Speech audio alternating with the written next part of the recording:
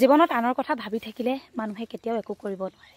নিজে কিবা এটা কৰিম বুলি যদি আগুৱাই আহে, খেতি বাতিয়ে হওক বা অন্যান্য কিবাই হওক, মানুহে সফলতা অৰ্জন কৰিব পাৰিবই। আজিৰ পৰা আমাৰ আলু মাটি দিয়া আৰম্ভ কৰিছে। ভাবিলোঁ আপোনালোককো এবাৰ দেখাওঁ। আনহাতে আপোনালোক সকলোকে সুপ্ৰভাত জনালোঁ। হয়তো বহুতে শুয়ে আছে দেওবাৰ বুলি, আৰু আজি আমি একেবাৰে পুৱাৰ ভাগতে উঠি পুৰা কামত ব্যস্ত। আৰু এফালে আলু মাটি দিব লওঁতে কি বিচাৰি পালা? লাই। আৰু আগতে মানে এই ঠাইখিনিত বহুত ধুনীয়াকৈ আমাৰ লাই সিঁচা হৈছিলে, সেইবাবে একদম ডাঙৰ ডাঙৰ এয়া লাই ওলাইছে। এতিয়া ৰাতিপুৱাৰ ভাত সাজত মানে এনেকুৱা ধৰণৰ লাইবিলাকে খাব লাগিব। আৰু পাপা আলু মাটি দি আৰম্ভ কৰা। আলুৰ মাজত একজোপাও লাই থৈ নাযাবা। যোৱাবাৰ আমি বহুত পস্তাইছিলোঁ। এইকেইদিন গাড়ীখনৰ লগত লাগি থাকোঁতে কেতিয়ানো আমাৰ সময়বিলাক পাৰ হৈ গুচি গ'ল, 4-5টা দিন ধৰিবই নোৱাৰিলোঁ। আৰু আজি পুৱাৰ ভাগৰ পৰা কিন্তু সেইবাবে যোৱাকালিয়ে মামাহঁতৰ ঘৰখনৰ পৰা নাঙল এটা আনি আজি এয়া আলু মাটি দিয়াত আৰম্ভ কৰিছোঁ। মাটিবিলাক বৰকৈ কোমল হৈ আছে, কিয়নো অলপ দিনৰ আগতে গোটেই আলুখিনি মাজে মাজে কোৰ মাৰি দিয়া হ'ল। আমি দুয়োটাই যেতিয়া আমাৰ একোৱেই নাছিলে জীৱনটোত, তেতিয়া আমাৰ নিচাদহঁতৰ ঘৰত আমি দুয়োটাই আলু খান্দিবলৈ যাওঁ। আৰু তেতিয়া আলু খান্দি থাকোঁতে সৰু সৰু আলু, বিলাহী আলুৰ গুটি আমি এবেগ কৰি লৈছিলোঁ। নিচাদহঁতক কৈছিলোঁ যে আমাক আলু দিব নালাগে, পইচা দিব নালাগে, মাথো আমি যি বেগ কঠীয়ালে আলু থৈছোঁ সেই কঠীয়া আলু বেগ আমাক দিলেই হ'ব। আৰু জীৱনত প্ৰথমবাৰৰ কাৰণে তেওঁলোকৰ পৰাই এবেগ আলু আনি আমি আলু খেতি আৰম্ভ কৰিছিলোঁ।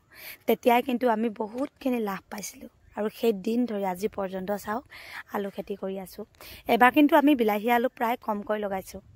এবাৰ অলপ উন্নত জাতৰ আলু লগাইছোঁ, কাৰণ যোৱাবাৰ আমাৰ গুটি আলুবিলাক বিক্ৰী নহয়, কিন্তু বাংলা বা শ্বিলং আলু হ'লে টপাটপ মানে গাড়ী আহি একেবাৰে পথাৰৰ পৰা লৈ যায়। সেইবাবে আপোনালোকে আশীৰ্বাদ কৰিব, অনাগত দিনবোৰ যাতে আমি খেতি কৰি জীৱনটোত অকণমান নহয় অকণমান আগুৱাই যাব পাৰোঁ। নিজা মাটি নাই যদিও কিন্তু আনৰ পথাৰত হ'লেও আমি প্ৰত্যেকটো খেতি কৰি খাইছোঁ। এয়া আমাৰ নিজৰ বাৰীত লগাইছোঁ আমি আলু 5 বেগ। আনহাতে খুৰীহঁতৰ মাটি 4.5 বিঘা আছে, তাত লগাইছোঁ সৰিয়হ। আৰু এনেকৈয়ে ভাগ বতৰা কৰি আমি আলু খেতি কৰিছোঁ। ধুনীয়াকৈ আলু মাটি দি আছে। আৰু এফালে মই বুটলি ল'লোঁ এমুঠি লাই। আৰু এতিয়া এনেকুৱাই মানুহজনে দি থাকিব, যিহেতু পুৱা এতিয়া 7 বজাই নাই। আৰু এতিয়া যদি মানুহজনক ভাতমুঠি দি নলওঁ মানে ভোকত পেট থৰ মূৰাব।